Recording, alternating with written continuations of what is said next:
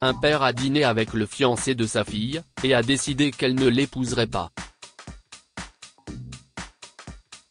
Comme elle rechignait à obéir à ses ordres, il lui lança un ultimatum auquel elle ne put résister.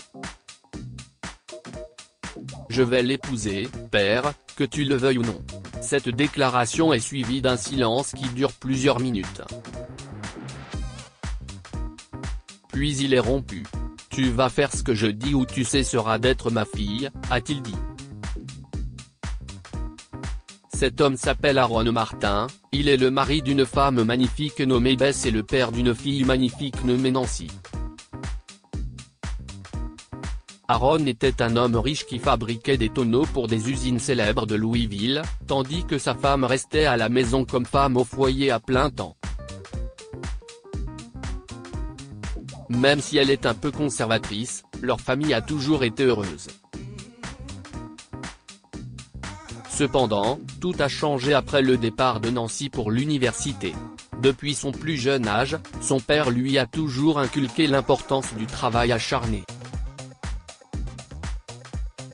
Lorsqu'il travaillait tard le soir dans son bureau, elle le rejoignait souvent dans son étude avant d'aller se coucher, et il lui parlait un peu de la vie et de l'importance de pouvoir aller au bout de ses désirs avec passion.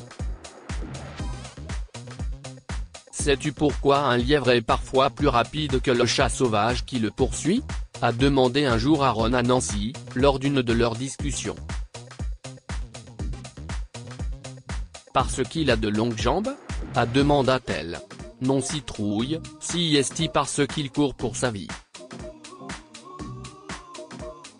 Le chat veut juste un autre repas pour remplir son ventre, et manquer le lièvre ne mettra pas fin à sa vie. Cependant, si est-il différent pour le lièvre. Pourquoi ça, papa ?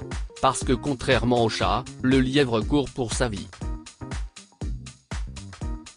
Il va courir avec plus de passion, pour échapper au chat, parce qu'il sait que s'il se fait attraper, si est-il la mort assurée. Dans la vie, tu dois être prêt à poursuivre passionnément tes objectifs, sinon tu ne les atteindras jamais. Je comprends, père, avait répondu Nancy, impressionnée par ce qu'elle venait d'apprendre. Elle et son père ont continué à avoir de telles discussions, et cela l'a aidée à devenir une fille intelligente. Ses notes étaient excellentes, et son comportement exemplaire. Lorsque le moment est venu pour elle de s'inscrire à l'université, elle a discuté avec ses parents de la spécialisation qu'elle aimerait choisir. « J'aimerais être avocate », a annoncé Nancy, lorsqu'elle les a fait asseoir. « Avocate ?» a demandé sa mère. « Pourquoi cette profession ?» a aussi demandé son père curieux. « Parce que cela me donnera la chance de faire des changements dans notre société, et j'aime aussi les émissions et les livres juridiques », leur a-t-elle répondu. Ses parents ont soutenu ses choix, et l'ont envoyée à l'université. Là-bas, Nancy s'est maintenue au niveau de ses camarades, obtenant de bonnes notes et bénéficiant d'un réseau d'amis. Au cours de sa première année, elle a été invitée à une fête par un ami, qui lui a présenté un autre étudiant de première année nommé Jeffrey. Il était beau et si cultivé, que Nancy est immédiatement tombée amoureuse de lui. Si est-il l'homme avec lequel je vais passer le reste de ma vie, s'est-elle dit lors de leur première poignée de main. Après leur présentation, les deux se sont immédiatement entendus, découvrant rapidement qu'ils avaient beaucoup de choses en commun. Ils sont facilement devenus amis, et jour après jour, Nancy est tombée encore plus amoureuse de Jeffrey. Le seul problème est qu'elle ne savait pas s'il ressentait la même chose pour elle.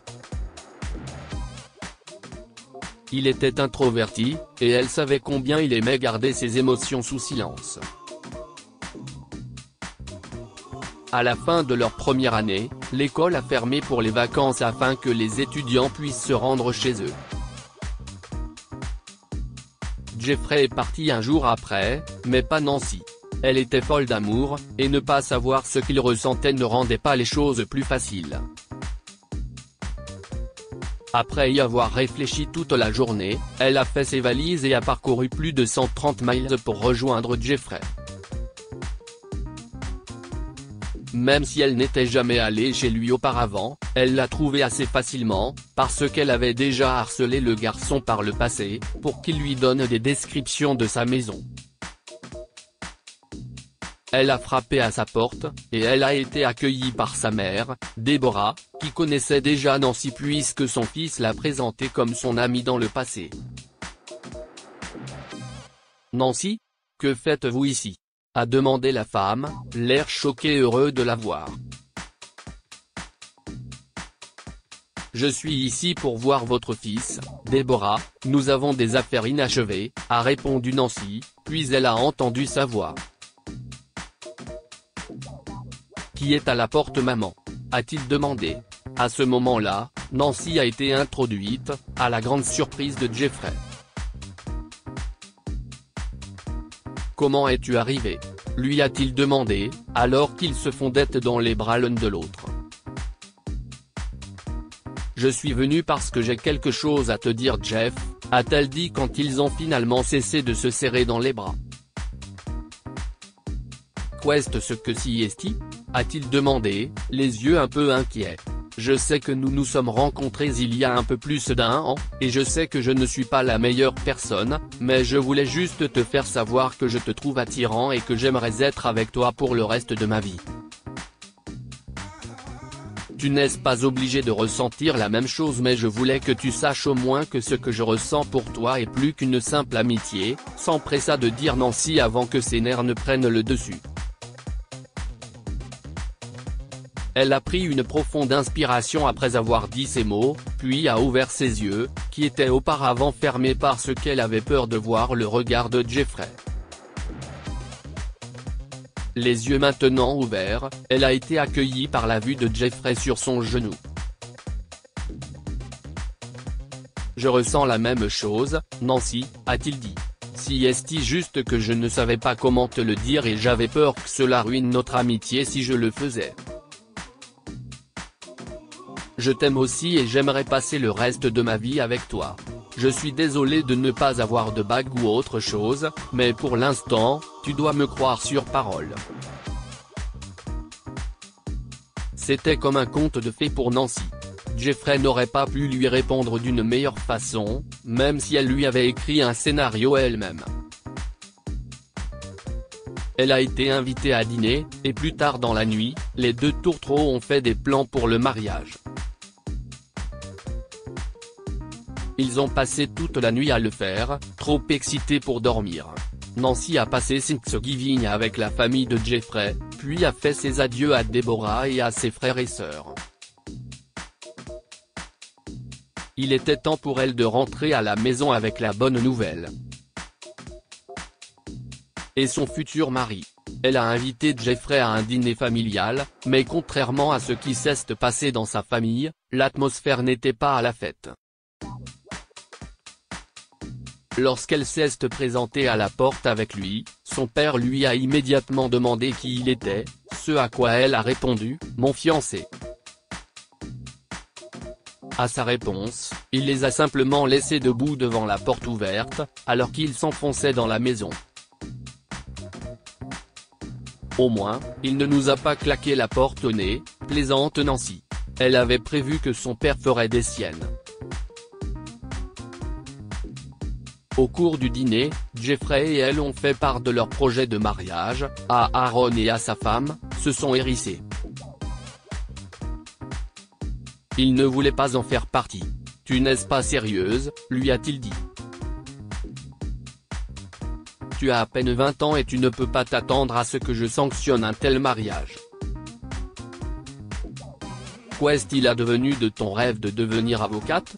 Rien père, je vais certainement finir l'université et devenir avocate, mais l'amour est aussi important. J'ai trouvé mon mari et je veux que tu l'acceptes, » a-t-elle dit obstinément à son père. Mais Aaron n'était pas convaincu et est resté implacable, même devant la promesse de Jeffrey Dahmer, sa fille, de toutes les fibres de son être. Finalement, il a lancé un ultimatum à Nancy. Soit tu annules le mariage, soit j'arrête de payer tes frais d'études. Je te laisse décider. Si est-il la dernière chose qu'il a dite avant de se lever pour partir. Je vais l'épouser, père, que tu le veuilles ou non. Nancy lui a hurlé dessus alors qu'il sortait de la salle à manger. Cette déclaration s'est suivie d'un silence qui s'est prolongé pendant des minutes. Mais il a été rompu quand Aaron qui est revenu pour dire une dernière chose. Tu vas faire ce que je dis ou tu cesseras d'être ma fille. À ce moment-là, Nancy a fondu en larmes. Elle s'est tournée vers sa mère pour lui demander de l'aide, mais celle-ci n'irait jamais carrément à l'encontre de la volonté de son mari, aussi a-t-elle supplié Nancy de se plier à ses ordres pendant un court moment. Nancy a été contrainte de rompre avec Jeffrey après cela. De nombreuses années ont passé et Nancy a fini par épouser un autre homme, mais comme son cœur n'a jamais cessé d'aimer Jeffrey, ce mariage n'a pas duré et s'est soldé par un divorce. Lorsque sa mère est décédée, Nancy a découvert un journal intime avec une seule entrée, la date qu'elle et Jeffrey avaient marquée pour leur mariage, il y a des années. Sa mère n'avait jamais oublié. Elle non plus. Alors, le jour de Thanksgiving, comme elle l'avait fait lorsqu'il était à l'université, il y a 50 ans, Nancy a décidé de rendre visite à Jeffrey. Heureusement pour elle, il vivait toujours à la même adresse et avait également divorcé de sa femme. Ils s'avouent à nouveau leurs sentiments et, quelques semaines plus tard, se sont mariés avec la bénédiction du père de Nancy. Les 17 500 jours de séparation ont été longs pour les tourtereaux, mais ils se sont retrouvés, et tout ce qu'ils voulaient désormais, c'était chérir chaque moment passé ensemble. Découvrez à présent l'histoire de cette femme qui décidait de donner une leçon à sa fille, parce que celle-ci a ruiné la vie de sa famille.